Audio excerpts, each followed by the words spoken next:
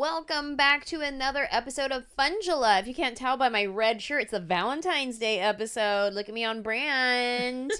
On this episode, I invited my love to come on the episode.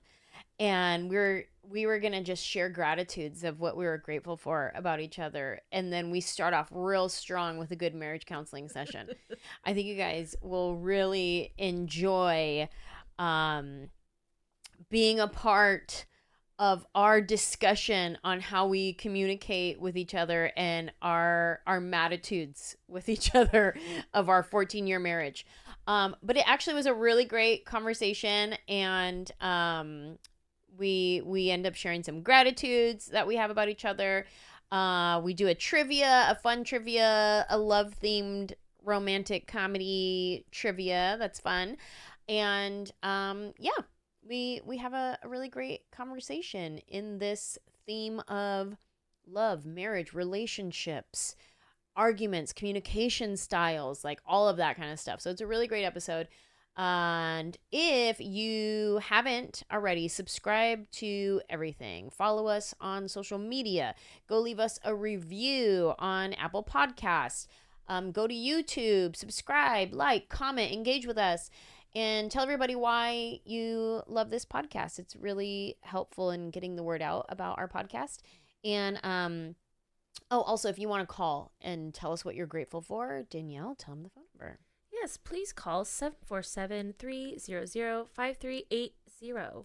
And don't forget to leave your name. We'd love to know who you are. Don't forget your name. Tell us who you are. Tell us what you're grateful for. And I'm on tour.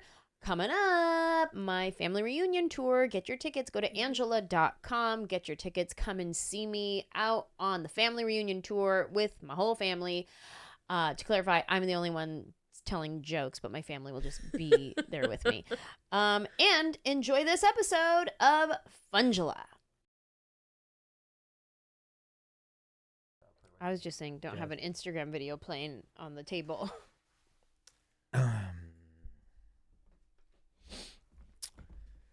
So we need to do 5 gratefuls for each other? Oh, I'm loud, aren't I? Am I louder than you? I just won't scream. You're always louder than me. Not when we do these things. You're, no, I would say you're inconsistent, like loud. Does that make sense? Like you'll go, ha ha ha, out of nowhere. And it messes with the levels. I'm trying to be grateful for you right now. Stop saying. So yours has a gate on it. Yeah, because I'm good at talking into the microphone. I only noticed it because you weren't talking into the microphone. Well, because I wasn't. Are you okay with it though? Should I mess with it, or should I take it off, or are you good? I'm fine. Okay. And then we can have Danielle. What? Yep. You come in clear. Mm-hmm. Hello. Okay. Yeah, we're this going. This is what Manny does at all my shows. If he'll ever grace us with his presence at a show, he'll come out and start tech checking things. He'll listen to the monitor and he's like, nah, they got to redo this and whatever. Because you probably know something's wrong, but you don't know what to say is wrong. Yeah. And I know exactly. I mean, there have been times when I've called you on the phone and told you something's not right and I don't know how to communicate what is not right. And then you'll like listen and stuff. Yeah. I'm definitely not the best person to be in that position. To be on just come and hang out only. Look, unlike some people, am very aware of my imperfections. So I try to. Are you saying unlike some people? Are you saying that about me? Unlike some people here. Go on this Valentine's Day episode. Valentine's Day, which I still love you in spite of. Continue. You can ask me, what are my imperfections? What do I do wrong? Where are my weaknesses? And you'll say the list. I can answer you so fast. Right. And then I'll add to it. And you can add to it and I will confirm or deny with complete and utter honesty. Because I already know what sucks about me. Hence why I don't go to your shows. Because for 6 years I went and I always had an opinion. Mm-hmm. Always had an opinion about it. I couldn't not have an opinion. So instead of like putting myself through that and you through that, I just don't go until the very end when it's all done and I get to enjoy it as a fan and have zero opinions. You know what I'm saying? No, you'll still have opinions. Not really. I mean, your last special. You will never not have an opinion. Your last special, I literally was laughing the whole time. I thought the people around me would be like, oh, he's just laughing because that's her husband. But I was genuinely laughing because it was genuinely funny. And it's the first time I heard it. You maintain that it was the first time you heard it. I disagree because I vividly remember being at the Wiltern where I was performing this hour and seeing you stand on the side of the wall watching and laughing because I remember thinking like, oh, he likes it. Oh, because I could see you laughing and enjoying the show. And I was like, oh, that's cool. And that was the same But hour. I wasn't there the whole time. I'm in and out. Whenever I'm there, I'm in and out, especially backstage. I'm eating. I'm watching TV. You're sleeping. I'm sleeping. Mostly sleeping. When I watched at the Ryman, I was in the crowd like an audience member. Yeah. So that was your first time being in the crowd as an audience member. Yeah. But I do vividly remember seeing you standing in the audience. I liked it significantly more than coming and seeing the work in progress. Yes. Because I don't like that I have things to say. I'm not the comedian. I do not have a successful 16-year career in doing it. I'm more like 19 years now. Well, 19 years, whatever. I have no reason to open my mouth. I should just like smile and be like, all right, if you think it's funny, it's funny. Yeah. I have that one story of my my closer for Mahalo and Good Night about The Rock. And I remember us sitting on the plane and I wrote that joke on the plane and I said it to you and you were like, it's not that funny. And I was like, really? I think it is. And then it became my closer. And I was like, never trusting you again. Yeah, but did anybody else say it was the funniest People joke? love that joke. All right. Well, I've never heard anybody say it, but I trust you. It became a closer. The Rock even responded on Twitter. But then also say, remember when I wrote the song and the whatever for your last one? Turn around. So I know a little bit of funny. Oh. Why are you acting like brand new? I didn't know what you were saying right now. The only song you've ever sung I in thought a special. no, I honestly thought you were talking about the song, like the intro song of me walking on and off stage because you wrote those songs, and I was like, what does that have to do? And the turnaround song here. that you sung at the end. Yes, the song that I end my Say I Won't special with, turn around, and then I say funny things. I can't remember in this moment what they are, but I wrote a song. And then Manny came home and I was like, babe, what do you think about this? And he was like, no, you can't do that. That's not how songs get written. And then he rewrote it and then it was good. Like he kept me in the right like cadence of the original song. So that was all Manny writing funny things about himself. All that to say, I know a little bit of funny, but not No, enough you do. to interject. You do. Because when you were on stage in Group 1 Crew, you would say funny things in between songs. I was hilarious. Yeah, you were hilarious. Although I would be always nervous get for jokes. what you're going to say. Yeah, I know. I would always get laughter in my Group 1 Crew shows. But when it fell flat, I had a song to go on to. So it's definitely not as easy. I mean, it's not as hard as what you do. Yeah. If my joke falls flat, I'm like, next song, let's go. You can't do that. Yeah. You have to stay up there and face it. Kudos to you. Did we already start? Yeah. Yes. We're recording. Yes. all Welcome of to Couples Counseling with Yeah. Anjelah and Manuel. this. Yeah. This is our Valentine's Day episode where we talk about how much we love each other. Why you say it like that? Well, because we start off talking about my imperfections. It was great. It was so warm. You see that as negative. I see that as we're finally communicating. Funny. What? You know, I don't see arguments or tough conversations. I know. I wrote a joke about it. as They're negatives. talkaments. Yeah. Oh, yeah. Remember? I don't see talkaments. anything. The only negative is when you stop talking. Oh, That'll preach. oh if my you God. stop talking and then you get to assuming and holding, you know. Well, here's the thing, everybody. This is now really going to be a couples counseling episode instead. My husband is a talker. Like, he enjoys a lot of words. Let's see if she balances this out. He enjoys a lot of words. Like, even like his mom used to say, you should have been a lawyer because you love to debate and argue and you can go for hours. And like, if there was a trial that went on for like 3.5 months, that's like right up Manny's alley. He's like, let's go. Let's argue for 3 months. This is my heaven. He loves it. None of this is accurate. This is very accurate. You're not giving. Remember what we talked about in the last episode, like context? I'm not finished. Okay, let's see if you bring in context. So Manny loves to just talk. So if we get in a talkament, I'm like, I have this much of capacity. Manny has a 3-month capacity, and my capacity is like 11 minutes. Okay. And so once that 11 minutes is done, then it's like a fight for me to like stay in it and not retreat. And then the second I start hearing Manny reiterate things, then I'm like, okay, nope, now we're done, because now you're saying the same thing, but in different words. And sometimes not even different words, sometimes just the same thing again, just to make sure that I got it. And that's when I like tap out. No? That's it? You didn't provide context. Oh.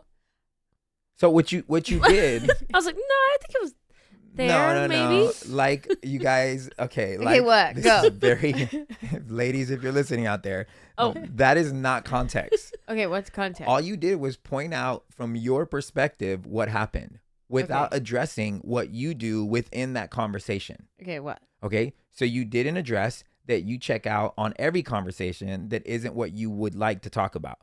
You didn't say that you use our therapy techniques to stop a conversation, but then never bring them back. Example, in our therapy sessions, I did talk about that in my Amber Autry episode. Okay, so what? Oh, you did. I was You like, still- I've heard this before. Yes, well, I good did that you talk talked about it, but you still don't do it. So you'll say, let's stop talking because I need to whatever, and then you never come back to it. Further proving it's if you don't want to talk about it. Further proving, you for the won't- record, Your Honor. See? If you don't want to talk about it, you won't talk about it. Okay. Thirdly, the reason I have to repeat things is because the amount of times that you misunderstand because you listen through emotion, I have to constantly repeat myself, not because I think it's fun, but because I think You think it's a little fun. I have zero. If my Eden would be for you to actually want to talk about the things that I care about, and then I only have to say it once and you listen and then do.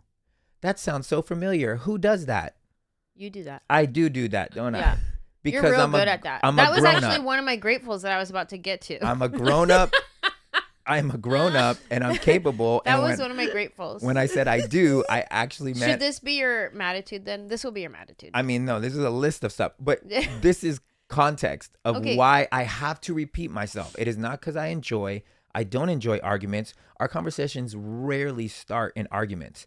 They get into arguments because of everything that I just mentioned. Yeah. If those things changed, we wouldn't have any arguments because I typically approach you in the most, hey man, logical. I don't have a lot of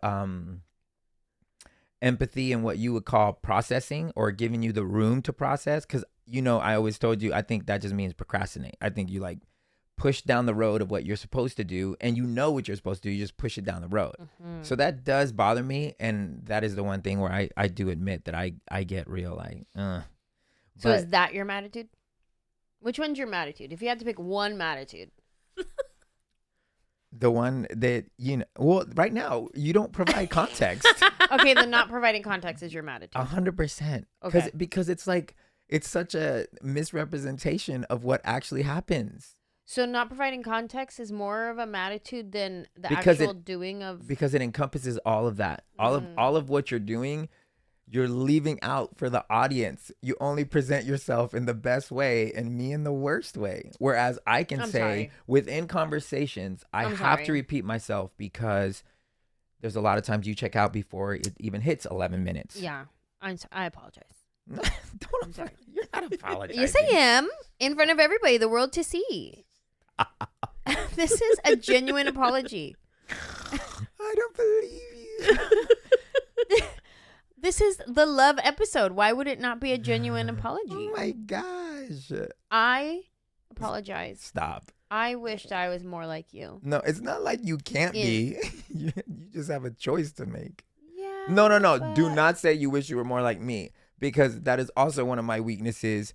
Is 9 times out of 10, I get mad at you. When I do get mad at you, it's because you're not like me. And that's very egotistical. Yeah. That's not cool. Because you're not like me is what makes you the best partner for me. Because if you were opposite. if you were like me, we'd be freaking Broke. we'd be broke. No, we wouldn't be broke. My phase of spending was like a good 3-year phase. And No, now, I think longer than that. no, because the first 3 years of our marriage, I This is thought what we were broke. You overcorrect. Okay, this is when I remember when we first got married. Manny would not buy name brand groceries. No, I would still shop at the dollar store. I would still shop at Marshall's, TJ Maxx. I remember getting hit on. Well, I mean, you still do that. Yeah. But you wouldn't buy name brand things. I remember I got You'd hit. buy Kroger brand I hit or at Ralph's brand. all Yeah. the cheapest stuff. Yeah. I remember getting hit up by a fan on Instagram, and they were like, "I just saw you at TJ Maxx buying clothes. I thought you were rich." And I hit her back. Even like, if you are, you can still shop there. I was like, "Yeah, that's how we stay rich." You know what I'm saying? Like, yeah, I still shop there. Rich is relative, Mhm. first of all. Well, compared, numerically to I the love world. I love to say that to all my friends. If they even tell me anything that they're doing that sounds fancy, I'm like, "Ooh, you're rich." Yeah. That's Yeah, like my yeah, yeah. favorite thing. I said that to what's his name the other day on the podcast. He was like, "I have a private trainer. I've had him for Oh, like, yes, you did for say that. 2 years," and I was like, 2 years? Dang, you're rich. I do that if someone shows up with like a smoothie and I'm like, oh, okay, Ooh. wealthy. Ooh. Ooh, and if it's Erewhon, then that's legitimately That's wealthy. legit. Then Legit. wealth. You're full on. Yeah. You have a savings account. I'm for like, sure. stop, you're blinding me with your Yeah. gold and Yeah. For those of jewels. you in the Bible Belt, Erewhon is not the radio station. It is a grocery store. Oh, that's Stop. right. That's good Oh, clarification. my mom there. did ask me. She goes, my mom recently was like, because she's watching all these TikToks of people in LA, and she's like, now is there a store called Irwin something? Cute. And I was like, do you mean Erewhon? She was Yeah. like, yeah. What is that? And I was like, don't worry about it. We'll Yeah. never go there. We'll never It's fine. go there. It's not for us. I've never been. I think I might I've never have been. maybe walked in and out, but I don't think I've ever been. I refuse. I still get angry at Whole Foods, but I still go. Yeah, Whole Foods I still makes me know. mad sometimes too with their prices. But I do go to Whole Foods. I love Whole Foods. Yeah. And we've talked about this before, but the Whole Foods employees have got nothing on Trader Joe's employees. Trader Joe's, so friendly, so fun. Whole Foods, they're like angry. I feel like Trader Joe's is more earthy, and those earthy people are so much nicer. Whole Foods, it's Whole Foods. They're yeah, earthy. but they're not earthy. Yeah. The But- people that work there, the people that work at Trader Joe's, it's a whole different vibe. It's because they're wearing the Hawaiian shirts. They Yeah. set the Hawaiian vibe from the shirts, yeah. beginning. yeah, And they're all like genuinely excited about all their products. yeah. Yeah. Like They are. I'll be like, hey, where's this? And they're like, you know what you need instead? Follow me. I'm Yeah. like, okay, we're going on an adventure. Yeah. I love a good Trader Joe's employee for sure. Whole Foods, it's like hit or miss. I've had a couple of good Whole Foods employees that are friendly and like helpful, but for the most part, they're like, "Hi, okay, scan your code." And I'm like, "Oh, bye. Sorry for shopping here." All right. So that was your attitude. Yes. Did you say yours? No, Yeah. What's yours? I mean, my attitude is that you require context. Just kidding. dumb. Okay, my attitude about you. I mean, okay, here's my attitude is sometimes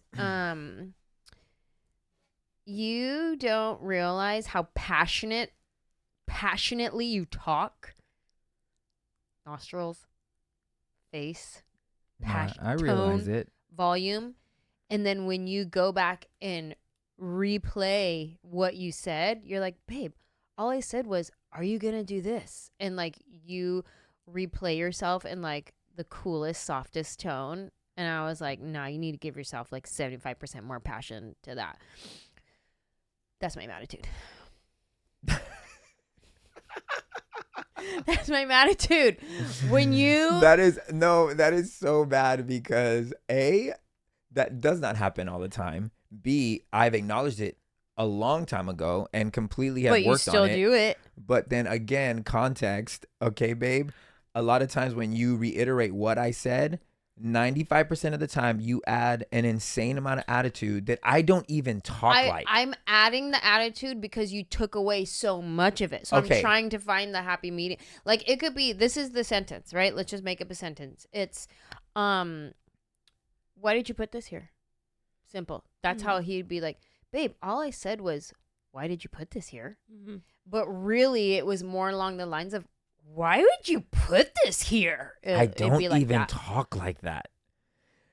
Just last week, literally just last week, I said something and it was out of pocket, and I literally came back the same day and was like, "Hey, I shouldn't have talked like that." That's right. And I'm I remember sorry. thinking like, oh, finally.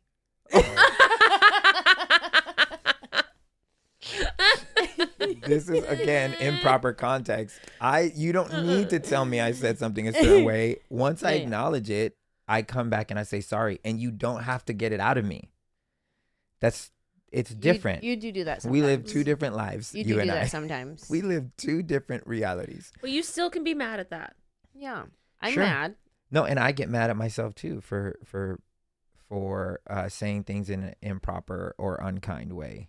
Yeah, and it's like you don't understand your tone. Because I've even told you, like, when you talk to your parents sometimes, I you fully be going understand. off on them. I fully understand the tone because I will admit it. You don't need to like talk me into it. I'll be like, yeah, I know. Like I have a certain type of way, and you have like this a is frustrated tone. and this is why I have that tone. But I always go back and apologize, and then I try to redirect. Yeah. I have to come back and be like, But all right. like with your parents, I remember when we were first getting married, and it was early in the morning because I was like California time, and you guys were East Coast time, and then I would be hearing you guys in the kitchen like talking about scrambled eggs or something, but just like so Puerto Rican, loud and passionate. But that's how we talk. It's not, I know. It's But- not me being disrespectful or frustrated, even though sometimes I am frustrated. And Yeah. I do have to work on it because they're just getting older. And again, the reason I am frustrated is because they don't understand what I understand. And so when I do it, I immediately clock it and I'm like, that's ego again. Like they're 80 years old. Why would they know what you know? It doesn't make any sense at all. So calm the hell out. And What's my ego? I don't keep contact. What is? No. What's mine? Ego wise? Yeah. I would say for you paint yourself, your ego paints yourself always in the best light. You do not do well I with don't ever give myself being honest about yourself. rude. I know. It sucks. Like if you were more honest about yourself, I think you think somehow maybe that makes you weak, or maybe in the past you were afraid that maybe somebody would use that against you if you admit it. Because to this day we still when we get in arguments, one of the things that frustrates me the most is you think that what I'm saying is brand new. Like when I say, "Hey man," out of the two of us, Hey, who man. remembers A little more attitude. who remembers details more? I can literally recite things that have been said, done. I'm great at that. Like you previously pointed out at the beginning of the podcast, I remember things. I remember how they went down. I remember who said what, because in my past, life, I had to be good at arguing. And my biggest pet peeve was people trying to manipulate me. So I got good at remembering stuff. So when we get in a conversation, it's the worst to be in a debating conversation with me, because I'll point out what you said and then you're going to hate it because it may not be what you meant, but you still said it. So with you, I say, "Hey man, these are things that you and I have agreed upon that you do." And when I say it, you still get mad as if I'm making an accusation. Because this is a really good therapy episode. I like this. I know. I was like, okay, I'm in it. Because there are times where, yes, we could agree that you remember more details than I do, but No, that's not what I'm saying. That's not what I'm saying. Huh? We know Yes. I remember more details than you. Yes. What I'm saying is we agree things about you. So after after multiple 2-hour long arguments where most of the time where you concede, yes, babe, you're right about this. But it took I am 2 this hours. way. But it takes 2 hours to get there, as if I'm bringing up something new that you haven't already agreed upon a long time ago. So that's like having. So what I'm saying is, yes, I agreed upon a long time ago that I am this way, but in this particular situation, I'm saying I remember it differently, and then so then we get in that 2-hour argument, even though I know that I am typically correct this way. But the difference between that is because the difference between us when we get into those situations is I actually produced facts. Like I produce actual things that we can point to where I can say, this is how I know you're not being honest. This is how I know you're not being honest. This is how I know you're being honest. When I ask you to present anything, you have zero. You just be like, this is how I feel. So that's a big difference. Except for that one time when I was like, you said this, you're like, no, I didn't. And I went back to the camera and we had a video camera in Rosie's nursery. And I said, boom, found it. Yes, you did. Right. Then I had full receipts. I had video receipts. And I agreed with that. No, you didn't. No, I did agree. The part that made me upset, I agreed it because I said, okay, fine, I said that. But what made me upset was how adamant and how much of a desire you had to find the truth to prove me wrong. But then you lack that same desire and adamancy to prove yourself wrong. You have no desire in doing that much work to find out how to correct yourself. I see what you're saying. But you have all the time and the passion to do that to try to prove me wrong. Yeah. So what made me upset was, damn. So she does have the ability. She does have the ability to try to change something. She just doesn't want to use it on herself. She only wants to use it on me. Yeah. Which that part sucks. Yeah. And the irony, every married person knows, like your other person gets to watch you live life. So I get to watch you live life in context with other people, in context with friends. I get to see how you treat other people. So I know you are capable of being a certain type of way, which makes it even more frustrating when you don't apply that to us. Yeah, but also context. Other people don't push my buttons the way you do. You know what I'm saying? That's the first thing I learned in psychology class. The first thing I learned in psychology class, and the first thing they'll teach you is no one can make you mad. Okay, sure. No one. You have to choose. And you want to know how that's true? Because we don't treat each other the same. Because you do certain things towards me, and I do not give you the responses that you give me. So that means there is a possibility you can do it.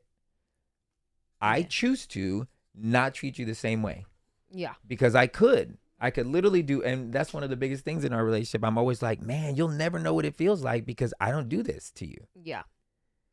And then you always say, you always say, oh, because you're good at it. Yeah, I'm good at it because I practice it. How many times people did me wrong? How many times people owe me money? Right now, we have somebody that owes me a crap ton of money.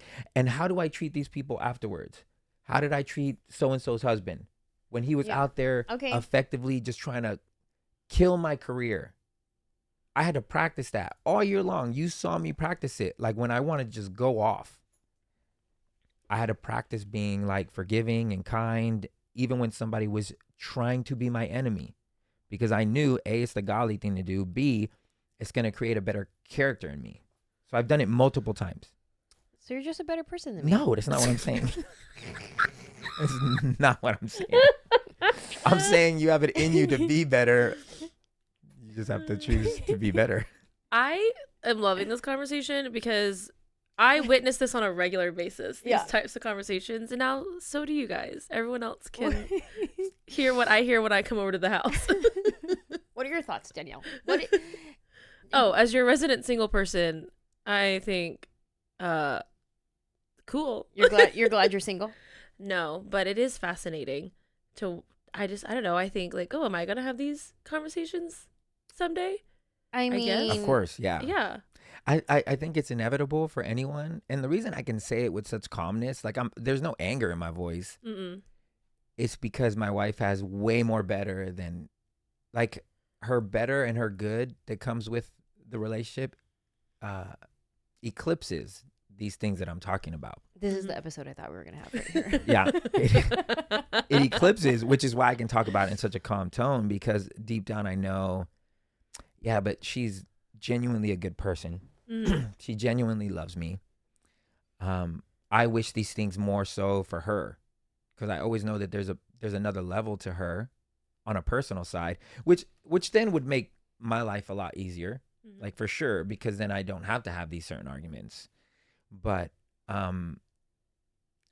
don't like it, and this is across the board, whenever she gives herself easy ways out in multiple areas. I don't like it that she gives herself easy way outs on creating things for herself, creating a TV show, creating a movie. You know, finally we self-produced a special.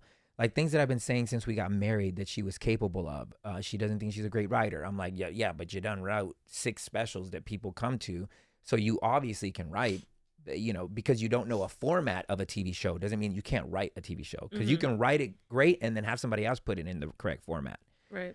So it's these things that I see in her that I'm like, oh, you could be so great at a lot of things if you just, you know, it's the effort. And within the relationship, it's the same thing.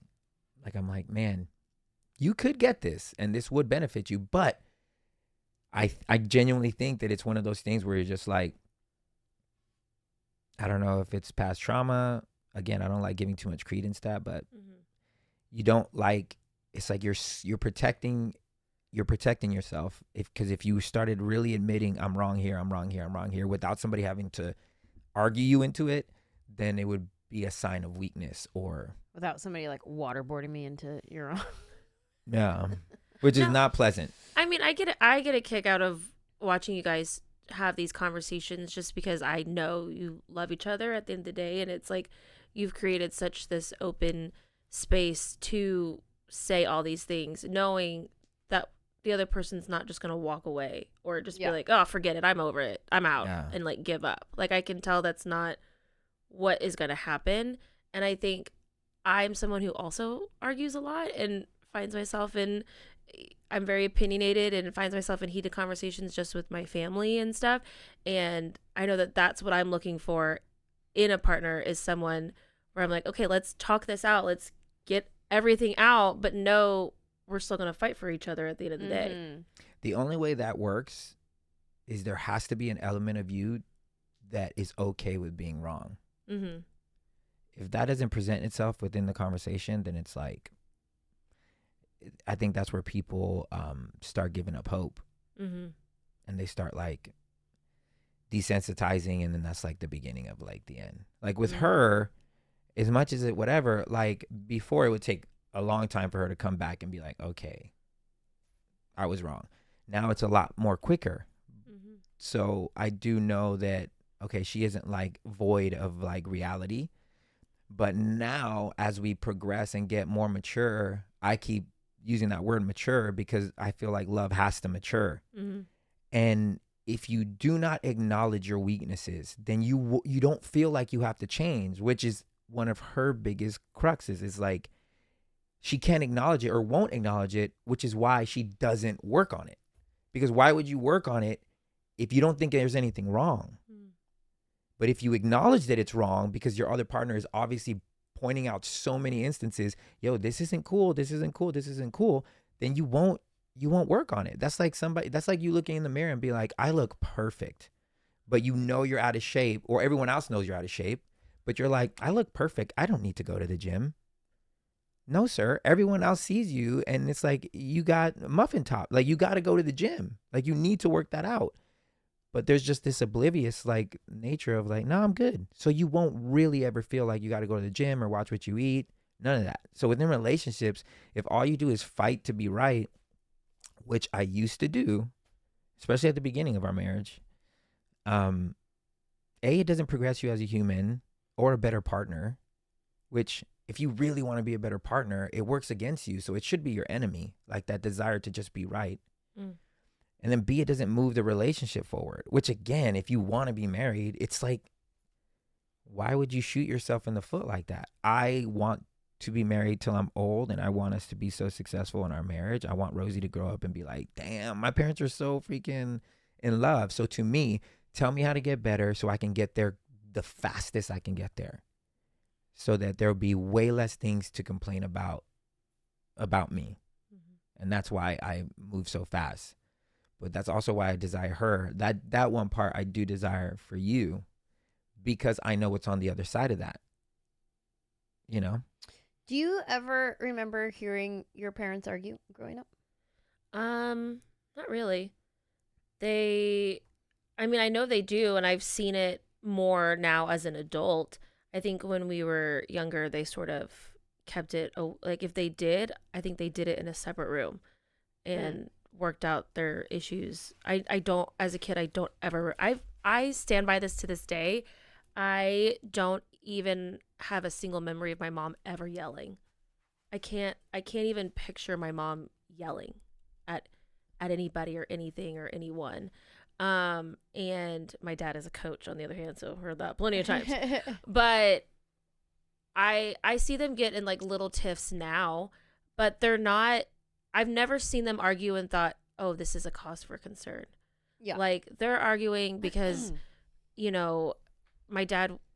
my mom's like, I told you to go to Costco and get one thing, the chicken. You got everything but the chicken. Like that's what they're arguing little over. bickering. Yeah, it's like little bicker things like that.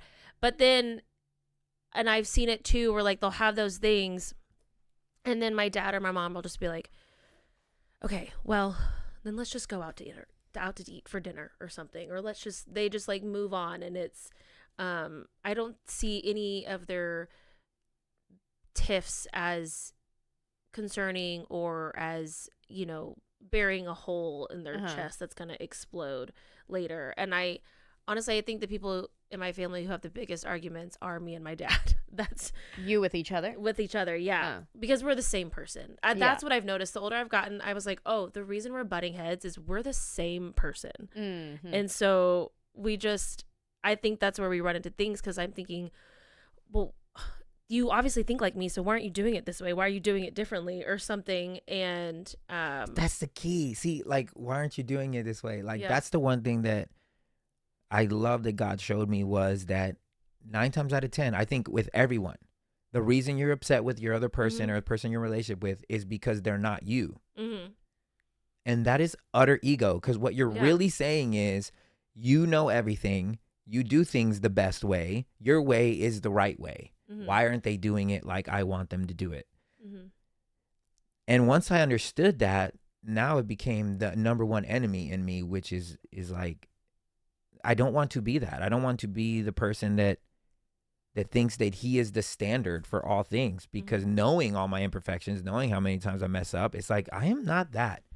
So I quickly identify within any argument, is this something that the other person truly is doing wrong, or is this something that they're not doing like you, and that's why you're mad? Like, their way of doing it is not wrong. It's not bad. It's just not the way you would do it. And that's okay.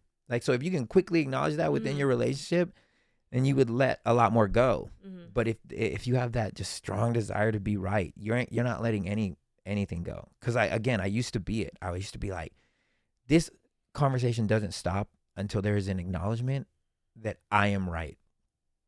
And I will freaking make you feel so dumb, because I'll be like, boom, boom, boom, I remember everything you said. And I know from jump, your argument doesn't have any strength to it, because it's an emotional argument. It's not one based in logic or any kind of facts. So I know if at the end of it, it's just, I feel this way, then, it's not a real argument. You can't ignore it, because people's feelings are important, but you would like that person to get to a point where it's not just feelings, because feelings will deceive yourself. Like, you'll tell yourself a lie off of what you feel, and it won't even be true. So that's not something that I like to like encourage or even like feed. Yeah. Like, I'm going to feed that. I do think a lot of the fights that my dad and I get, they're both us trying to, it's more me being like, well, no, I'm right in the situation. And he's similar to you in the sense that, like, he will sometimes be like, okay, you're feeling all of these things. And then he'll go, what are the facts? And he'll be like, let's take a breath. Let's back up. Let's look at everything. And I do find that helpful. That does calm me down for sure. And I think, they always say, girls, tend to marry guys similar to their dad, or guys marry girls similar to their mom. I joke all the time that my brother, I love Gracie, shout out Gracie, she's just like my mom, and that's my brother's wife.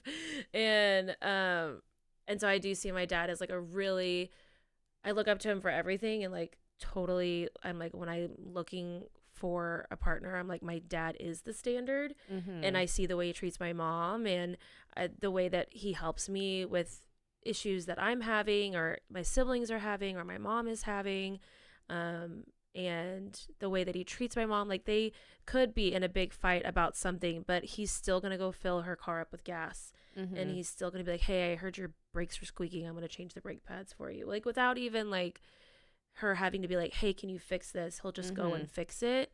Both my parents, I don't know if you guys, some people, controversial, do not believe in love languages. I fully believe in the love languages. Yeah, same. And I think a big one for both my parents is acts of service. That's just one of the ways that they receive. They show.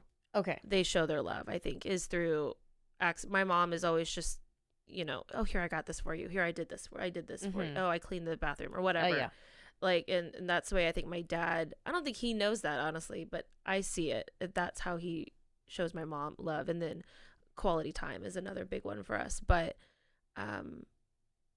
yeah, I mean, I'm very fortunate with the relationship that my parents have. They've been married for 38 years. Wow. And that's a long time. Yeah, they're coming. Yeah, because I'm 34, they're 4 years. Yeah, 38 years.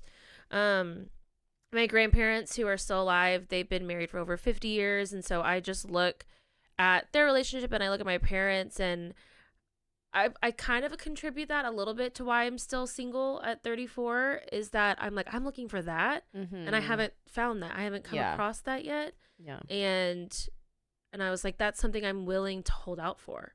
That's good. Because I'm like, Meaning someone like your dad? Yeah, like, and just the relationship that my parents have, and that I see my grandparents have, and that I now see my brother with his wife, and the way they treat each other. And but here's the thing with that. Here's the thing where that could lead you astray. One, you just admitted that you guys argue so much because you're alike, which you looking for somebody that's like you probably isn't gonna compliment you the best. It's something you're with your pops.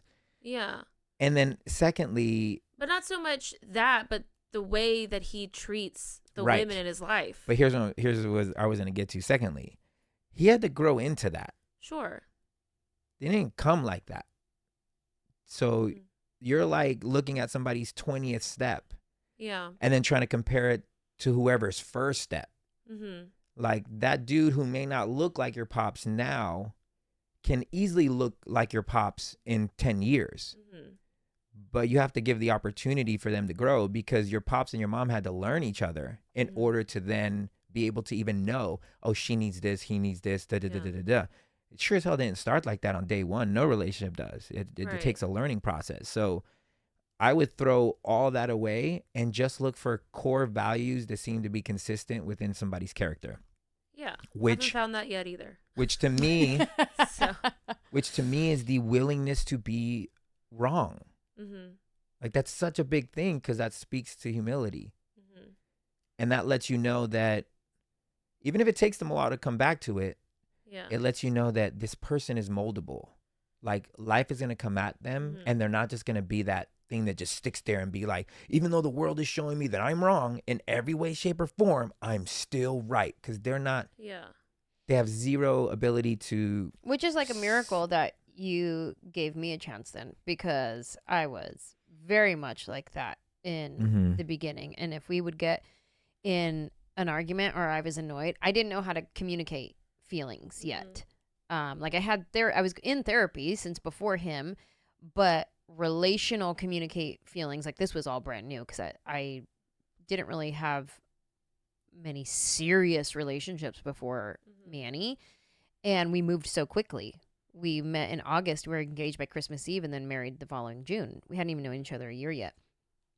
But when we would get in arguments early on in our marriage, I could ignore Manny for like 4 days, because I was prideful and angry, and a lot has changed since then. But all to say, like, day one, I was not a good representation of, like, okay, this person is willing to admit that they're wrong and can come and communicate in an argument and we can walk away. Like, there was no communicating. Well, there was a feelings for couple of me. things that put me at ease, even though they were small, if you weren't looking for it. First being, God told me I could trust you. Like, I was one of those audible things that I hear, and I don't usually do the whole God's audible voice thing, but for sure, outside of that tour bus in South Carolina, I heard the Lord say, I trust her. And I was like, well, if you trust her, then I can trust her. And that's been true to this day. Secondly, was when we had our argument about how much our wedding was going to be. Because I remember I told you, like, you had a certain amount. And I always talk about this, you know, like, you know, I was doing okay, but you were doing much better than me financially. And I always told you, I was like, that doesn't bother me. It doesn't scare me. It doesn't whatever. Because I'm just one of those people that feel like the man's role, you know, unlike what I guess what most, you know, Christians would think, the man's the head of the house. They always see that as financially. And I think, God, you're such at a shallow place in life if that's what you think. The man's role as leading the house is to progress the house forward in all areas so that it's a healthy home. Fine, if it's just a dude that makes money, we've all seen those stories before, not only on TV but in real life, about the dad that just makes money and throws money at problems. The family ends up being like horrible.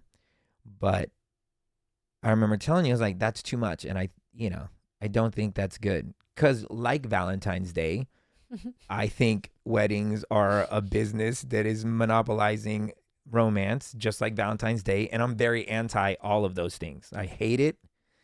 And so I didn't feel comfortable spending more than what I made in a year on a wedding. I didn't think it was awesome. I said no. And she said, in all fairness, you didn't make a lot of money in a year. So it's not like I was like wanting to spend. But even more so, no, what you wanted to spend was still a lot. No, it was still a lot. It was close. It was close. And so it was. Because I remember we had to cut it in half, and I know what we spent on our money. Again, I remember these things. It was close. It was more than what we needed to spend because we were inviting people we didn't need to invite. I only had like 10 people come from my side. The other 150 were hers.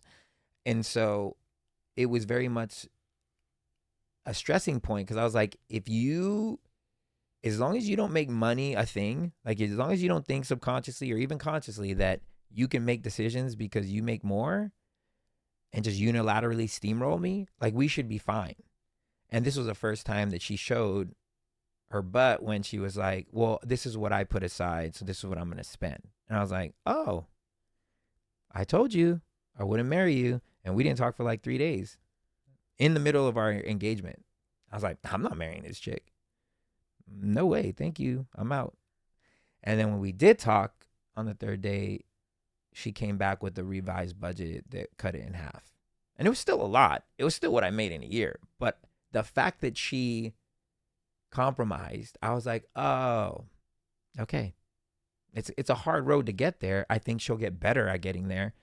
But at least she showed something is more important than being right. And that something was me. So that's one of my gratitudes is that you do come back, you know, which is the context side of the MADtitude is that at least you can admit it and do come back, which is it's a massive thing. Because I can see even within our relationship, God is so cool that I get to see these moments where I'm like, oh, this is where other people harbor negative feelings. This is where this is the moment where somebody will be like, I'm going to hold on to this and pretend that they really feel this way.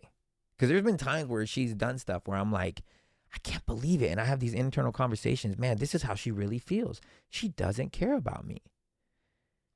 And it takes believing that thought to hold on to it and then start building on that thought, which then pushes people farther and farther away from each other. Because even though it's not true, it was one argument in a 14-year marriage, and you're holding on to the fact that she doesn't care, even though she continues to show up after that marriage, after that argument, you know, it wasn't true. It was just a weak moment.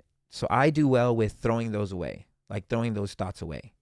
Because as long as she continues to show up and by her actions show love, then I continue to just bat away all the, the negative voices that want to hold things against you. Because that's where people go wrong. That's where I feel like they have little scars where they hold it against the other person, and they're convinced this is who that person is. Yeah.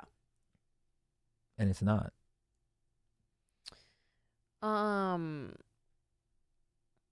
me more good things about me. I think you're, it's amazing how good you are at a lot of things. I think anything you do, you can Jack of all trades, master of none. I don't really see you as a master of none. I look at you envious in a lot of ways, and I like that. It's not like a bad envy.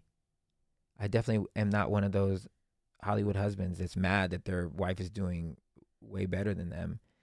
I look at it like, man, like I really am proud and amazed at how brave you are, because you step into things, even if you're fearful, like you still step into them and you do them. Like all these opportunities that come, come host this, or Netflix has this that you got an opening, but it's all high intense, or hey, come do this. Oh, there's an audition, and you just go and do them. And I don't ever see fear. And I put myself in that position, and I'm like, I used to be like way more like, oh, I'll go do it. But now I'm definitely in my like phase of like, I don't want any kind of like this kind of pressure to be awesome or great at a certain thing. I don't want to be looked at that way anymore. I wonder if that's because not to take away a good thing about me that you said, but I wonder if like where you're saying like, oh, because you're brave because you'll do this, and the things that you mentioned, I'm like, well, that's just normal. I wonder if it's because it's things that you would be afraid of. So you're like, oh, that's brave. Because there's things that I am afraid of where I don't think I'm brave. Well, the irony is that I used to be able to do all the things that you do when I was in this different mindset, right? Once I transitioned from performance, like everything was performance back in the day. So I thrived off of it. Like everything was performance, and I was the best. I wanted to be the best. So none of it scared me. When I transitioned into I don't want to be performative anymore in life, like I don't want to be, which is why I love real estate, right? Because I'm like, this house doesn't care how many followers I have. It doesn't care if my next song does well. None of it, right? I just need to be able to basically read some numbers and then pick quality people to help me run this house, right? So it's slightly performance, but it's way in the background. Nobody even knows I'm doing any of this stuff. Yeah. But I can acknowledge that now I've moved into where most people are at, which most people look at performers and they say, I could never do that. Because I'd have to step aside, my fear, my doubts, my insecurities. I got to push all those to the side and step on a stage or step in front of that camera, which again are all things that I did gladly back in the days. I had no fear. I'll go and talk in front of 50,000 people. They would throw me up and be like, waste 15 minutes, done. I can do that. I'm not afraid. Now, I can't even, I can't even hold a microphone at church and tell people what I'm grateful for. Like, it's like I get that much anxiety, which is very weird, but I'm not like mad at it. But I see you do it, and I'm like, man, she's still fearless, because it is. You're used to doing it now, but it's not easy. And you line up 100 people and they would literally probably back down on a lot of things that you do. They would be like, nah, I'm good. So your bravery, and this is just somebody who's been on both sides, I don't consider it cowardice now that I don't want to do it. I just know my role now. Like, I'm officially the background guy. I just want to be in the background. That's it. And so I can acknowledge that about you. But we can go on and on. Being a mom, the way you step up into being a mom with no experience, you're just fully in it, and you're good at it. Thirdly, you don't complain. At least I don't see you complain about anything. Like you let me know where you're hurting or where you're upset or where you're whatever. I don't see that as complaining. I see that as being human. So for the most part, your character, I don't see you complaining. Do I complain on the road? Sometimes. Yeah. Like, what do I complain But that's about? different because her vocation is to squash your complaints. Like, you're allowed to complain to her because she is the person that executes and kills that complaint. Yeah. Okay. Yeah. But they're never like complaints I don't know how to fix. Does that make sense? Like, they're not unrealistic. They're not, or unreasonable. It's so cold. Can we turn the heat on? Yeah. Let me go see if we yeah. can. Or Okay. I don't like this meal. I want a new meal. Not that I'm trying to negate all your positive things about me. It's like, you don't complain. I'm like, do I though? Well, Hold on. Complaining but it's not like a complaint where I'm like, oh, here she goes again. You know, it's not like like people who don't know what they have. Like if you were to be like, oh, I can't believe I have to go do this show again. This sold out show and this Karina's paying me a bunch of money to be here. Yeah, it's not so that. annoying. Because then it'd be like, bruh, stop. Like that's just bad. You don't ever complain like that. And the things that you do say, I don't think they're really complaints. I just think they're human emotions of a life and a job that takes a toll. Yeah, I mean, there was one time you complained about a 2-hour flight when I had just done a 6-hour flight. Oh, that's right. And I just looked at you like, okay. You're like, that was long. And I was like, was it? Was it long? I was like, let's get on stage. I remember that. It was only 2 hours, but I was like, why is this flight taking so long? What is going on? Ugh. And then I was like, I think I said, you said something like your flight was long. I was like, I know, mine too. And you're like, oh, okay. Because I was on a plane for 6 hours. I was like, oh. I'm also grateful that you never, because seeing other relationships, you never imposed on me certain societal norms, like the man needing to get to a place where they're doing more. I do a lot, but I mean, like, as far as financially, as far as whatever. Because remember when I finished group 1, I was like, you want me to go get a normal job? And you were like, nah, chill, you need to heal. And I've seen other relationships where they're like, oh, he don't have a job, so he's a loser. Or he's not pulling his weight. But if she didn't do that, I wouldn't have been able to parlay that into $1 million record deal. So it was like the fact that she gave me that time to heal, and then I was able to produce songs within that time that then landed me a record deal that was $1 million, my dream record deal. It would have took me 3 years, 4 years, 5 years to make what I did on that one deal, just from resting and not being pressured to go out there. Yeah. I mean, I think you can acknowledge too that you were financially in a position to do that too. Yeah, but man, I feel like there are probably other couples who maybe are like, I don't have that luxury, or I don't. Yeah. No, I think it's totally a mindset, because there's people. I'm thinking of a specific couple in mind where the woman still made more money, and they still looked at this dude. They didn't see what he was doing to contribute to the relationship, and they still looked at him as a negative because he wasn't making as much as they were. Right, but I think or anything at all. Acknowledging it's different in a situation where these two incomes, we can barely make ends meet, and then one income goes away. In that situation, this person can't say, well, just go rest, we'll make it work. No, we can't make it work. We're not going to pay our rent. She's talking about that. We wouldn't even have that conversation. What you're talking about we would have never had that conversation. If we were in that situation, I wouldn't have asked you, should I go get... No, I would have went. It wouldn't even have been a conversation. I would have went and did what we had to do. But to clarify, the situation he's talking about was individuals where this person was well off in a position like again, I don't think you're missing the point. I'm grateful that you didn't force me into something. Okay. Yeah. Now, there's also a ton of stories where the woman, even though, or one of the other people, even though they didn't have enough means, they still made it work. I think about Terry Cruz's story where he's freaking janitor, big black actor, janitor, poor as hell, bunch of kids. And his wife looked at him and he was like, should I give up? And his wife was like, no, you shouldn't. You're going to make it.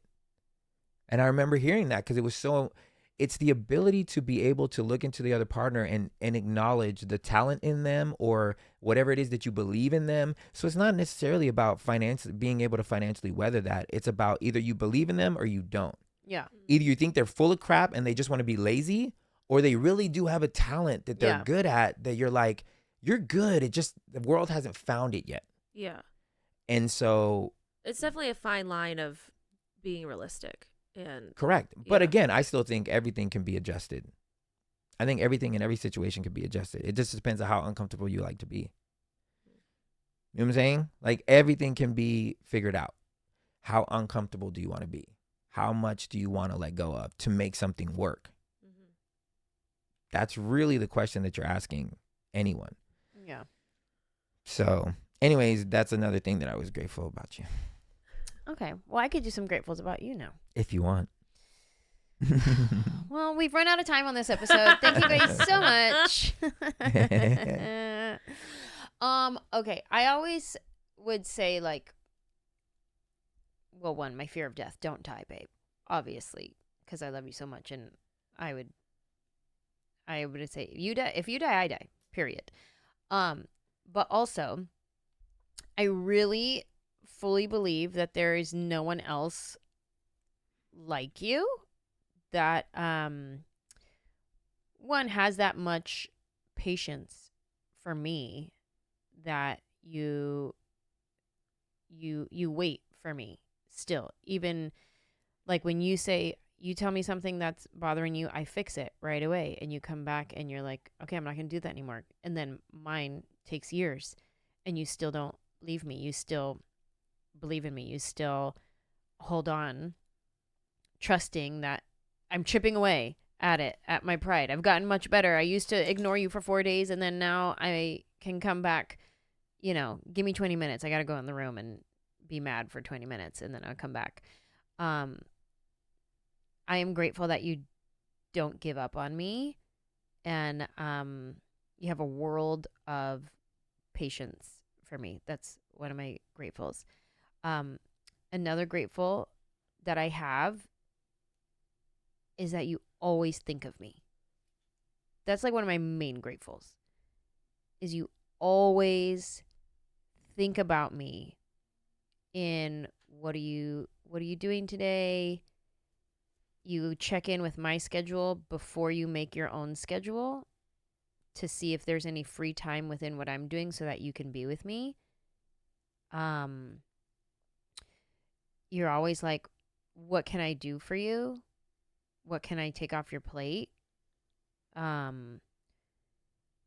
Just being out and about. I'm at this store. Do you need anything? Like, you're always thinking about me. And I'm so grateful for that. And I think sometimes I take it for granted, because you'll ask me and I'm just like, no. And then after a while, I'll pause and I'll think about the intention that takes, the presence that takes. Like, it's not a frivolous, like, good morning, you need something? No, it's not one of those. It's like an actual, I'm checking in with you. What do you, as a human, as a person, what do you need? How can I step in? And I think there's not a lot of people. Maybe there are. I don't know. But I know that I'm not that way towards you. I'm like, oh, you need something? I'm tired. I'm exhausted. What do you need? Okay. Yeah, I'll do it. But to be fair, you definitely have more things draining on you than I do. So I have full understanding, which is why I don't with that kind of stuff, I don't really expect much from you. There's times where we'll be laying in the bed and already getting ready to be asleep, and I'm like, oh man, I forgot my water bottle. Can you go get it for me? What if I get thirsty tonight? And he's like, where is it? I'm like, upstairs. And then he'll go get it. And then he'll bring it back to me. You know, there he goes in his chonies in the cold house to go get my water bottle and bring it back to me. And I'm like, thanks, babe. I totally wouldn't have done that for you. She would not have. Again, those are things I overlook because it's like that's so nice. I overlook it because I'm more grateful for the things that you do. That it's stuff like that I'm like, I don't need her to do that stuff. I'm grateful. I won't even do that for myself. Yeah. I'm in an apartment, and if I get in bed and I look over and my water's missing, I go, oh, guess I'll just die of dehydration tonight. I guess I'm going to choke at 3 a.m. That's fine. I couldn't go to bed. I wouldn't be able to go to bed if I didn't do it. Oh, that's nice. I could. That's nice. I couldn't because it would Sweet. Again, I feel like I don't know if this is I'm a diehard romantic, but it's just something that when I said I do, I don't know. Whenever if I don't choose you over me. Wait, you took your vows seriously? Yeah. Just kidding. I took it seriously. You're like over here going, shoot, what was mine? What did I say? I just feel like I'm not being better. And I just feel like times like that is always like an opportunity to be better. Because it's like I don't want to do this, but I'm going to do it because I told her that I loved her. And I wanted to be her man. Aww. So there's multiple times where I'm just like frustrated and exhausted or tired and I don't want to do it. Yeah. Cause she'll wait for me to be falling asleep. Can you rub my feet? I'm like, I'm literally trying to fall asleep. And if I start doing an action that's anti trying to fall asleep, like I won't be able to fall asleep while you will be able to. And you're like, me first. I fall asleep first. Yeah. And I do it anyways, a little tadly begrudgingly, but then at the same time, it's like. But you're at my feet every time I ask. Yeah, because I just, again, I choose to focus on all the things that you do. Now, granted, you rub my feet like this. Because I'm tired. Because it's literally about to go to sleep time. She's like barely moving her hand for those just listening. Oh yeah, I'm just, yeah. She doesn't ask me to do it when I have a vibrance of energy. It's just like when we're literally about to knock out, my eye mask is on. I'm like, oh my gosh, this is too much. Not the eye mask. But again, it's, I just have to I always remind myself of how much you do that, adds to this life that we live. And it's just like, it's not even a question. You just have to appreciate the things that people do, I have the mind of a 12-year-old because you've said doo-doo so many times. Oh my God, me too. And every time I just giggle. Like Joey. Doo-doo. What did Joey always giggle on Friends? Oh. Because there was something like that. Duty? Was it just duty? Yeah, it was duty. Yeah. Oh my goodness. That was one of my other gratefuls, was that you always rub my feet every time I ask. You never not rub my feet. I mean, sometimes you'll be like, babe, I'm falling asleep. But you'll still do it. I will. I'm grateful for that. That's so nice. There's a lot to be grateful for. Again, I guess, yeah. When I look at our 14 years, it's like, A, it's flown by. B, there's just so much gratitude, Because, again, there's so many times where it's like, this is where somebody would have gave up. This is where somebody would have took it personal. This is where somebody would have said they're the worst and left. And I just look at it like, they weren't looking at, like, the good. Like, it's so easy to see the bad. It's so easy to point out what people aren't doing. But then if you don't provide context, even for yourself, you'll only ever see what you're not getting. Yeah. As opposed to what you are getting. And then take it a step further. What are you giving? Because we don't ever do that. Yeah. Honestly assess, well, what am I giving to demand what I'm not getting? Yeah. Because you're typically, if you were honest with yourself, you're always asking for more than you're giving. 9 times out of 10, it's very few people that are like emotionally mature enough to demand something because they're over giving. Like they're demanding it because they're like, I do this, and not like a blind, I do this and this, because a lot of times we do that. We'd be like, well, I do this, and this. And because the other person isn't doing those exact things for you, you disregard what they are doing for you. Like, that's easy. Like, we can all do that. Because then the other person goes, yeah, but I do this, this, and this. And neither person is valuing it at the same time. Yeah. But it's a whole different thing to be like, I don't need them to remind me what they're doing. Like, I'm always looking at it like, this is what they're doing. This is what they're not doing. Sure. And usually what they're doing is way more than what they're not doing. Like, I'm getting more.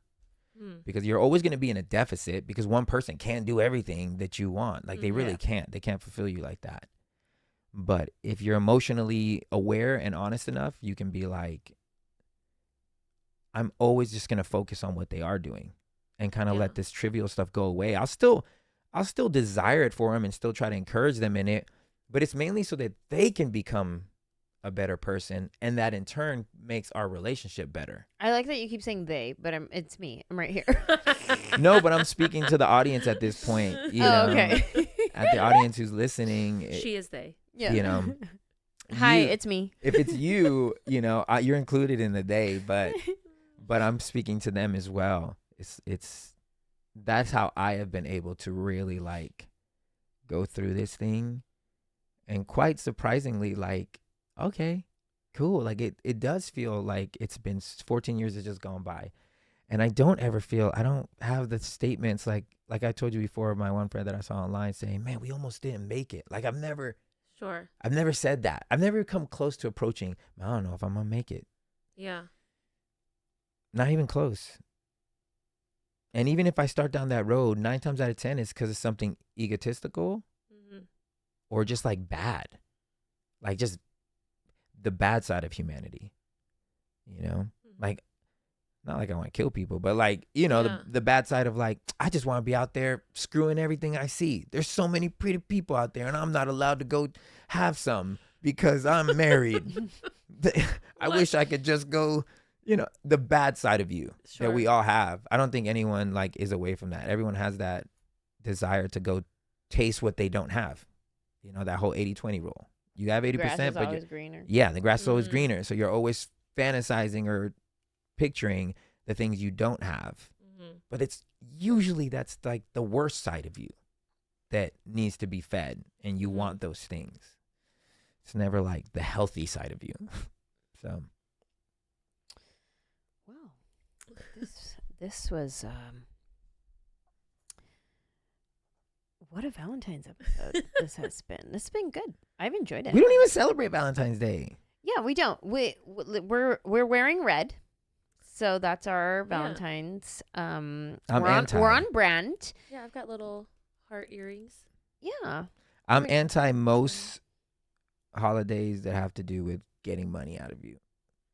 We celebrate in our Valentine's as money way. Oh my gosh. Well, that's because you're also like a girl. The commercialized aspect of like we have to buy. You're a girl. Gifts. There's zero like societal pressure for you to show up and show out on Valentine's Day. You've never seen that TikTok of the guy like, I wonder what she's gonna do for me. It doesn't happen. It's always the other way around. So it's like this immense amount of pressure for guys to show up on this one day to show love. Speaking of pressure, and something I'm not liking is these promposals. Oh, yeah. Where in high school, the boy has to like prompose to ask the girl to prom, and they're like creative and whatever. Yeah. I don't like that. I got promposed. I don't like it because... I mean, I think it's cool if a guy has a cool idea. Yeah. But if it becomes like, oh, I'm not accepting unless that's what I'm saying. Something. Like the pressure of it. Like now it's a thing. Like if you don't do that, then it's like frowned upon. Or like, well, what did he do? Oh, that's all? Like, well, I mean, it's don't the like same way that. with like even engagements. I feel like those have sure, but at that point, things. I think when it's you're all bad. adults and you're in this committed relationship, you almost maybe know each other well enough to know, like, I think my person, maybe they do want this whole song and dance and get choreographers and things like that. But maybe they just want something like very intimate and some candles and like, yeah, go all out for that person that you're going to marry and spend the rest of your life with. Yeah. But like, in high school when your brain's not even fully developed. Like, this is just I just want to go to the dance with her, but now I have to think of this huge thing that's going to go viral on TikTok, and if it doesn't, then she might be embarrassed to say yes to me or what. I don't know what kids are thinking. I think all of these things you mentioned, all of them don't deserve pressure. I don't think engagement deserves pressure. I don't think weddings deserve pressure. I think if you're feeling pressure in any of these things, I think it's a red flag for yourself and the situation. I do think too, a lot of it is maturity, because the older I get, the less I want a big show and dance for a wedding. Okay, yeah, I'm single, but I think about it all the time, and you know, it's there in the back of my head. And I'm like, the older I get, I'm like, I just want my sister to be in the wedding, like just her. I don't need all my friends to be bridesmaids. I don't need a big showy. I'm like, I just want to party with my friends. Yeah, that's what I did. Anytime. My sister was my maid of honor. His brother was his best man. It was just that.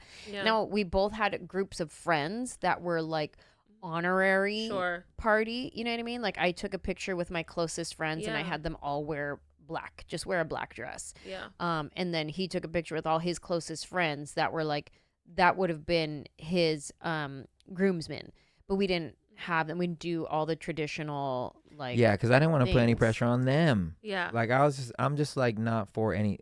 I'm way more about if you can understand what this really means, you know.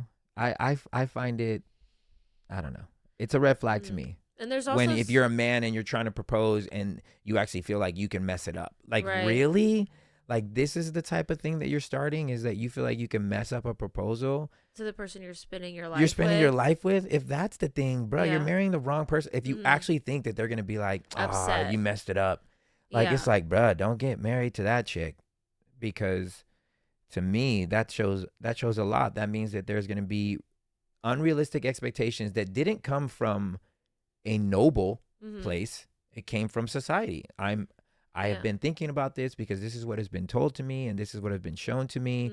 So now I have an expectation. That's like horrible.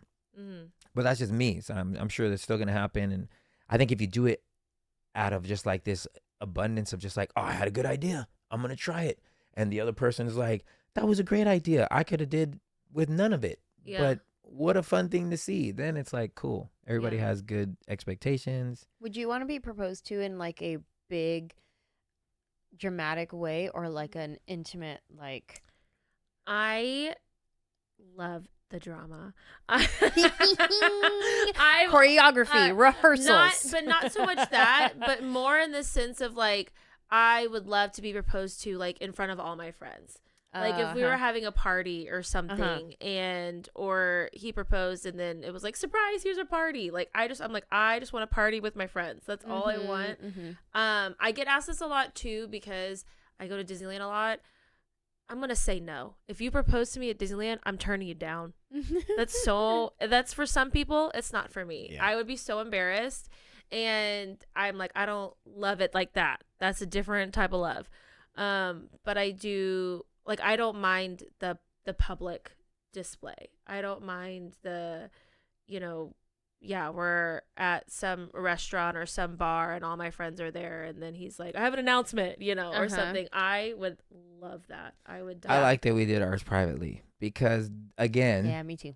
Again, you guys don't feel the same amount of pressure because we have to blurt out some kind of romantic kind monologue. See, but I don't need that. Yeah, but I know you don't need that. But 1000%, the guy feels like he would never feel like, oh, she doesn't need it. I'm just gonna get on a knee, not say a word, open a box, not say a word, and just say, "Will you?" And she's gonna be like, "That was beautiful."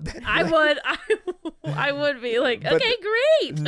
No guy would think that's acceptable. Like they have to come up with something, So we were just on a beach and it was her and I don't really fully remember something about. I don't remember exactly. I don't remember the exact words, but it was something about my Theo Mary and Theo Mike and their love that they had.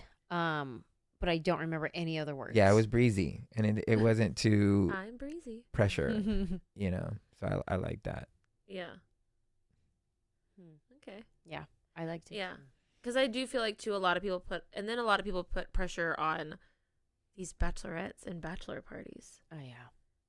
Like, I mean, the amount of times I've been invited to like bachelorette stuff, and it's like, we're gonna go to Cabo, we're gonna go on a cruise, and I'm like, no, just can we have a dinner? I would love a dinner. Yeah, That's all I wish did. would have done it. You know what I did for my bachelorette? What'd we you went do? to a roller rink with a bunch I of love like that. junior hires. It wasn't even like That's adult so night roller fun. rink. It was like a bunch of kids and me with my crown and Wait. sash. I had my 28th birthday at a roller rink. I'm a fan of the roller rink. I don't remember that. Yeah. That's we just went to fun. dinner, and a couple of homies and me went to Bruno Mars concert. Honestly, I think what I wish I would have done that. honestly, what I would consider, because I think it's just funny. Everybody goes to Nashville these days, right? I'm like, I would love to just do a classic Vegas. I think that's hilarious. I think it's funny. It's great if to you just do classic like, Vegas stuff. You do like the stereotype of a bachelorette. I would Go to a strip would, club. I would Penis like, necklaces. yeah, I'd be like, that's hilarious. I would so do. I'd be like, this is so funny. Classic Vegas to me is strip clubs. It's like, burlesque. Yeah. That's Yeah, the- we go to the Magic Mike show. What a hoot! What a hoot. What a hoot! I would love that. I can't wait to replay this episode whenever the time comes for you. And your guy is like, what do I do? I'm like, I know exactly what to do. Cue it up You just to send a link. minute. Did you have any trivia for us or I anything? did. Okay, so what I came up with We're almost done. was it. what's wrong? He has to pee. Okay. We're almost done. I've been holding it for the last 15 minutes. You could do it. I believe in you. We'll just do this real quick. And I also have a voicemail too. okay, 15 minutes. Can you hold your pee? That's a long time. I'll go really quick. No, just real quick. Come on. You guys can go listen to the voicemail unless I'm in on it. Do I need to hear the voicemail? You really have to pee that bad? Babe, I've been holding it for like 15, 20 minutes. One of my attitudes is that Manny It'll literally cannot- take me 2 seconds. I'll pee right here on the side Unless of my Rosie building. sees you, then you're gonna be stuck. But go ahead. All right, then I guess we're doing the voicemail first. Give me 2 seconds. Okay. Well, this is So- a first on Funjelah, where your guest just gets up and leaves mid-episode. That's okay, I guess. Do you want to do the voicemail, or should we wait? Let's just wait. All right, He let's said wait. he'll wait. But Yeah, we yeah. can keep talking if we wanted to. Yeah, let's do that. We can talk about. Now I'll tell you what are my real attitudes, you guys. I just didn't want to start an argument in here, but Oh, now. Wait, I wanted to tell you. So you guys kept calling it you call it a talkament. Yeah. And the whole time my brain is like, do you remember at the Christian bookstores where they would sell mints at the checkout called testaments? Hilarious. And so every time you say talkament, I just think of the testament. Whoa. that fast? That was Did so you fast. just pee in a bush? Yeah, I just peed on the side. It's my yard. Sir. Oh, no. I always do it when I'm in the studio and I don't want to You walk. do? I just pee behind the studio. It's Ew. just dirt. Okay, Oh I'm never walking back my there God. again. It's Not that I do. fully clothed. Like nobody can see me. That's hilarious. Okay, let's hear. Okay, so diving right back in. Okay, so for trivia, I have Valentine's Day general trivia. So this is just anything Okay. related to Valentine's Day. Okay, great. Love. Then I have rom-com trivia. Ooh. questions Manny's gonna about- win that one. I was like classic rom-coms. However, I knew Manny might have the advantage. yeah. I then did Friends trivia that is all romance related. Oh, okay. Okay. We can be even on that one. So, right. Okay. Which one would you like to the general? Should we dive in with Yeah. Yeah. general? Okay. General 500. Before X stood for a kiss, what did it represent at the end of a letter? You have options. A, the cross, B, goodbye, or C, right back soon. B, goodbye. C. You're both wrong. It's the cross. Oh, The cross of Holy Spirit cross, like Jesus. Correct. Oh my god. that's weird. An X? That's weird. Wrong. All right. So far the score is 0-0. Okay. What Valentine's Day candy was first created on equipment made for lozenges? A, chocolate truffles, B, Hershey Kisses, or C, the conversation hearts? See the conversation heart. Yeah, I'll go with that. Correct, conversation heart. Those are so fun. They don't taste great, but they're so Yeah. fun. I know, they really do taste bad, huh? Yeah. All right, in the Victorian era, mean-spirited Valentine's Day cards were called blank Valentines. Was it vinegar Valentines, Ooh. sour Valentines, or devil Valentines? Vinegar Valentine sounds amazing. I'm gonna go with that. I know the iteration on that. Vinegar, Death Valentines was one of them. Yes, vinegar, sour, or devil. Devil. I'm gonna go with devil. The answer is vinegar Valentines. Yes. Dang it! I should have went with that. The alliteration was really good. Okay. The next question. How many roses are sent for Valentine's Day each year? Wait, hold on. Pause. What? The fact that there was actually mean Valentines in the Victorian era, like that's a vibe. Listen, the Victorian era. That's a whole lot of mean. They did a lot of fun stuff, I'll tell you what. I imagine we have stopped receiving doing. that Valentine. I like to imagine someone's going, "Dear Lewis, I love hate you your so." guts. Oh, but like the first they're doing like, "I love you so much," blah blah, and then they're like, "Dear Victor, Yeah. you are the worst. Yeah. How dare you not call on my house Uh-huh. or whatever it is they did." Okay. All right. About how many roses are sent for Valentine's Day each year? About 25 million, about 50 million, Damn. or about 75 million? Damn. I'm gonna say 75 million. Okay. I'll go with 50. The answer is 50 million. Dang it. The score is 2-2. Dang. Who invented the first Valentine's Day candy box? Was it Richard Cadbury of the Cadbury eggs, Milton Hershey of Hershey's, or Pietro Fiero of Fiero Rocher? I'll go with. Go ahead. Well, my instinct was you threw in that last one and you couldn't really say the name very good. So I was like, oh, maybe it's that one, because why would you throw in a name that you can't really say it very well? I'll go with A. You're going with Richard Cadbury. Yeah. I was going to go with Cadbury, too. Cadbury. That's the answer, Cadbury. Yes. And I did come up with Fiero Rocher's. I just Googled other candy brands. Chocolatiers. Well, I was like, candy brands where they use their last name as the name of the company. All right. William Shakespeare. You're good at trivias. You should make up your own trivia game. Okay. Thanks. go ahead. William Shakespeare mentions Valentine's Day in which of his plays? Romeo and Juliet, Hamlet, or Twelfth Night? 12th Night. Romeo and Juliet. The answer is Hamlet. Oh, Damn. And the line is spoken by Ophelia. Tomorrow is St. Valentine's Day, all in the morning bedtime, and I am made at your window to be your Valentine. Wow. It appears in Act 4, Scene 5. Nice. And Hamlet is a tragedy, so... It is a tragedy. That's That's why kinda I was fun. like, I'm not going to say that. Okay, our last general trivia question. What state produces most of America's red roses? Is it California, Florida, or Texas? California. Thinking of weather. I'm gonna say Florida. The answer is California. F. Florida produces most oranges. Yeah, my instinct However, was California, but Those are the top 3 producers of flowers in the United States. okay.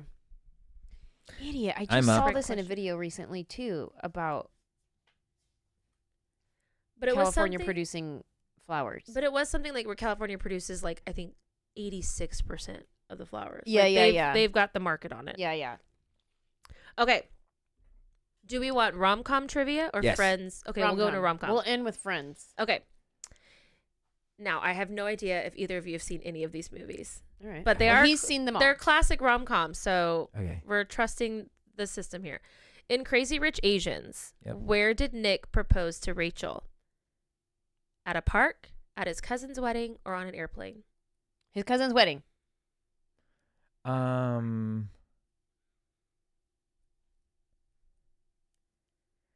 He's thinking. I think it was the park. Wrong. Like where I usually watch this movie, it was on an airplane.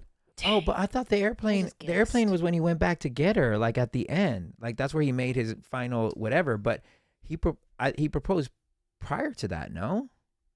Cuz I Did he? remember at the end it was when she was leaving because she was like I'm not going to marry him cuz I'm not going to break him up Mhm. between him and his mom, And so she was going back to the States, and then he chased her, found her on the plane, and was like, I want to be with you. So yes, he said he wanted to. Because then he has his mom's ring. Correct.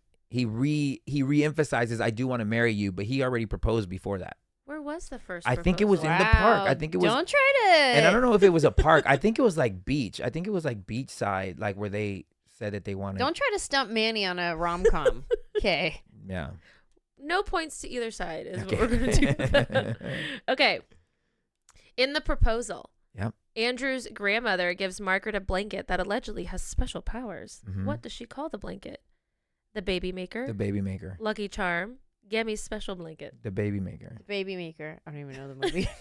It's the baby maker. Sandra Bullock and Ryan Reynolds. Yeah. Oh. And she's like, and she 'Cause she dances says to the baby window, maker Oh, and- yeah. to the wall. And Sandra That's right. Bullock throws it off of the bed. Like, Ooh. Oh, that's we don't need that. Yeah. Okay. Okay. This is a little bit of a tricky question. And if you know the movie, hopefully, in When Harry Met Sally, Okay.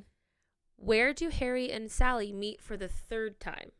Whoa, specific. University, restaurant, or bookstore? Restaurant is the last time. Bookstore. Okay. And university is the first time. Bookstore. Bookstore is the answer. Yes. The university was when they first met Mhm. before they set the road trip. Yes. And then the restaurant was the very end when everybody was wondering whether or not they are still together. Correct. Good job. That's my favorite rom-com. Deductive reasoning. In 13 going on 30, Mhm. what is the name of Matt and Jenna's favorite candy? Skittles, Razzles, or Twizzlers? Razzles. Razzles. Razzles is the answer. Good I was, job. I was waiting. The only reason I didn't say it because I was waiting to see if you would actually say it or copy me. But you knew it. You know that I didn't know, one. I guessed. Okay. I was like, well, copyright. They probably couldn't use real names. I'm going to go Razzles. Razzles is a real Oh, candy. it's real? I just never heard of it then. Yeah. I got lucky. It's a candy that is, when you first bite into it, it feels like Fizzes and stuff, right? it fizzes, but it feels like a chewy sweet tart, but then it turns into gum. Oh. I actually hate it, but Okay. that is what it is. Whoops. All right. And You've Got Mail. What song plays in the background when Kathleen and Joe finally kiss? Somewhere Over the Rainbow, What a Wonderful World, or Can't Help Falling in Love? Can't help falling in love. Nope. Somewhere over the rainbow. Somewhere Over the Rainbow. Dang. That's why I'm letting you answer first. I hate you. Okay, another song question. Which song does Patrick serenade Kat with in 10 Things I Hate About You? Is it I Want to Hold Your Hand, Can't Take My Eyes Off You, or Don't Stop Believin'? I don't know. This is an iconic moment. I'm not answering to you. Can't take my eyes off of you. Correct. Correct. It's Can't Take My Eyes Off You. Yeah. I'll give you both points. Yeah, I mean, I was going to say it. Yeah. Where, this one, please, you have to know this. Okay. Where do Meg Ryan and Tom Hanks finally meet in person in Sleepless in Seattle? Is it the Space Needle, the Chicago Bean, or the Empire State Building? Empire State Building. Yep. Empire State Building. Perfect. Finally got one that I knew. Okay. The score, Manny has 10, Ange has 8. Oh, But now here comes the All right. Friends romance this is trivia. where it gets real. Okay, now the first question I don't have multiple choice for. This is just All right. pure memory. Ross is famously mocked for being married and divorced 3 times. Who were his 3 wives? Emily. Emily, Julie. or Is it Julie? Emily, Julie, and Rachel. Rachel, yeah. Not Julie. Emily, Rachel. Emily, Rachel, Um, and Susan. Oh, Susan. the Susan. lesbian. Susan. Susan is who she marries. Oh, okay.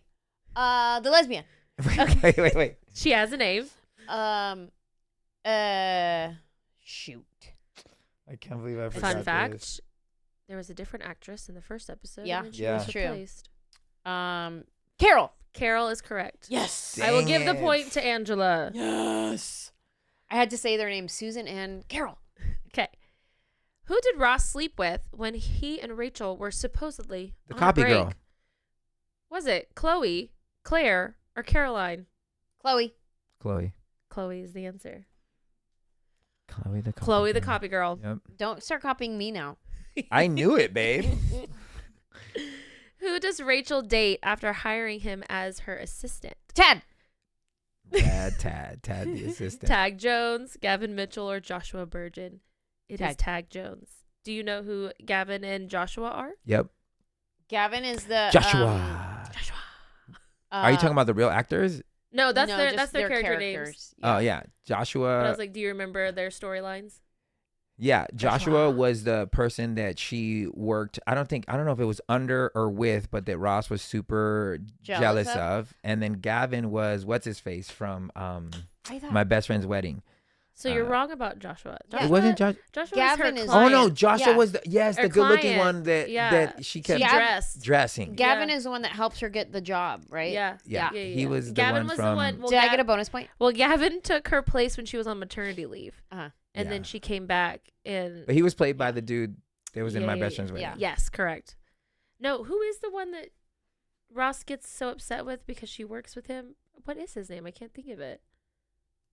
Now I'm blanking. Okay. Why do Monica and Richard break up? He doesn't want to get married. He doesn't want children, or Monica falls in love with Chandler instead. No, he doesn't want to get married. Wrong. He doesn't want children. Oh, remember?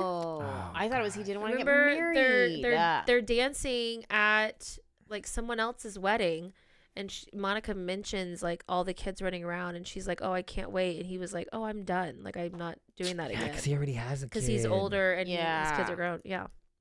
Remember the kid that ends up being her dentist that one time? Oh, that's his Didn't she start son. dating him too? No, his She eye tried. doctor. It's eye doctor. Yeah, she tried. And then she kissed him and was like, "Oh no, it's like kissing Richard." Yeah. There's a couple storylines I didn't like of Friends. I think that was one of obviously the most one that everybody hates. Joey is and Rachel. Sure. Stupid. So dumb. But I think that was another one that I was like, she would not date Richard's son. She loved Richard way too much. No way. Yeah. Okay. Why does Phoebe and her relationship with David, the science guy, end? He moved Because to he goes Minsk. back to Minsk. Technically, no. She realizes she's in love with Mike. Oh, that because is he true. comes back at he the did end. come back, and she chooses Mike. And Yes. and And he even was when very understanding about it. Yeah, even when he goes to Minsk, she doesn't really give up on him. Yeah. Dang. Dang, we both got that one wrong. No points. What does Joey accidentally do when he dates a girl with a prosthetic leg? He loses her prosthetic leg during the date. He throws her prosthetic leg into a fire, and he breaks her prosthetic leg while dancing. Wow, I don't remember this one. I just watched this episode, which is why don't. I did this question. Say them all again. Say them all again. He loses her leg during a date. He throws her prosthetic leg into a fire, or he breaks her prosthetic leg while dancing. I think he breaks it while dancing. I'm going to go with B. He throws her prosthetic leg into a fire. The answer is B, fire.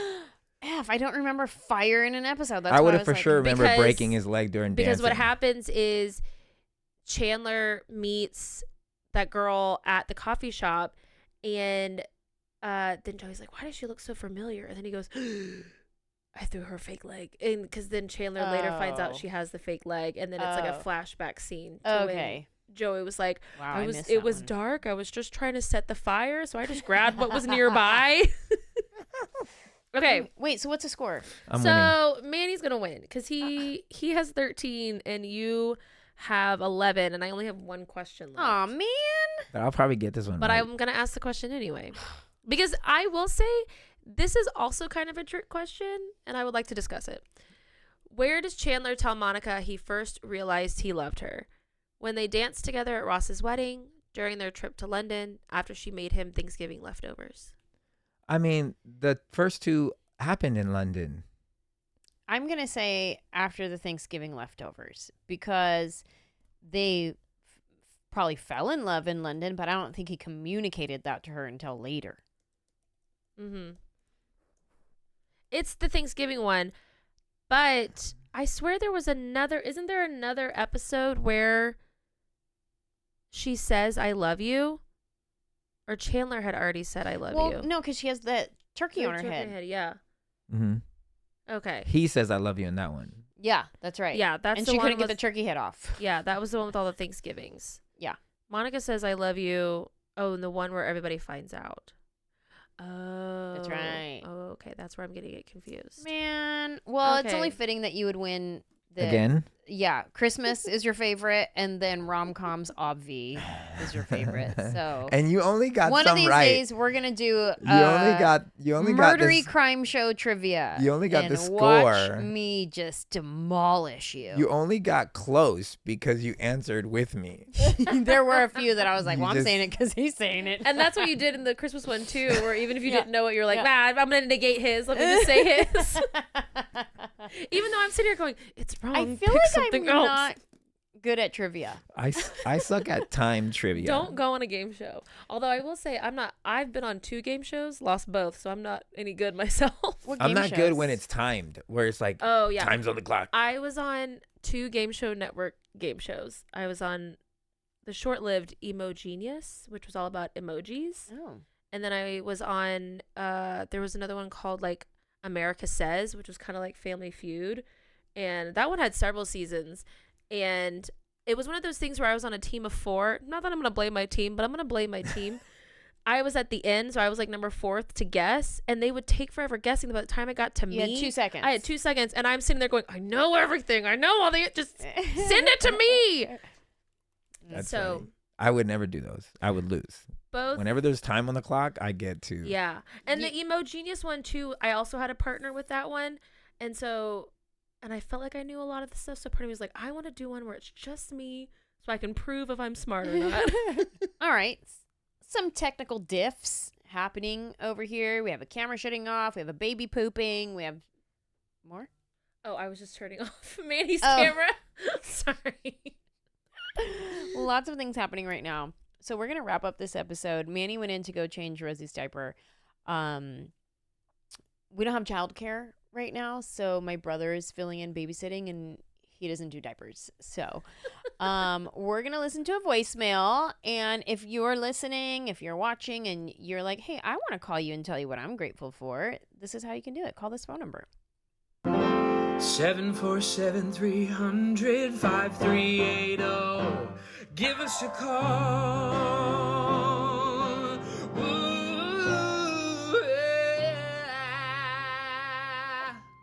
yeah. Okay. Well, hello. So I love her your laugh in the voice beginning. on the message. Anyway, I listened to episode 12 with Jackie, and I'm calling because I'm just so grateful for my husband. I am 49 years old, and I am going through the change. And this change brings hot flashes, irritability, tears, and sometimes things that I can't explain and what I'm going through. And I am so grateful for my husband. He does the research without me even Wow. knowing that he is, Wow. and tells me what not really tells me, but he's just here. And it's just, I can't Amazing. explain how much that means to me, just that he's so compassionate. And I get home and he's just like, Mama, take off your shoes. It's time to relax. I know you've had a hard day, and just here for me. And I just can't be so grateful for a husband that doesn't necessarily know the change that I'm going through, but is trying to understand. And I'm grateful for that. Amen. And I'm grateful for you too. Thank you. Bye. Yeah, man. I don't know menopause changes yet. Personally, I don't experience them yet. But my hormonal changes that I experienced in pregnancy and mainly in postpartum. Ma'am, we're on a live recording here. She always, Rosie has entered the chat. she always chooses destruction. Come here, ma'am. Okay, what I was trying to say is I'm very grateful for my partner who is understanding in my hormonal changes and imbalances and that's incredible that your husband is out there doing research to help you and to help himself on how to be supportive of you. Yeah. So that's really, really special. My lover, thank you so much for joining us on this Thanks for having me. episode and sharing your thoughts on love in general and having a therapy session here with Danielle as a nice little buff. And I really enjoyed our conversation together. Thank you. Yes, ma'am.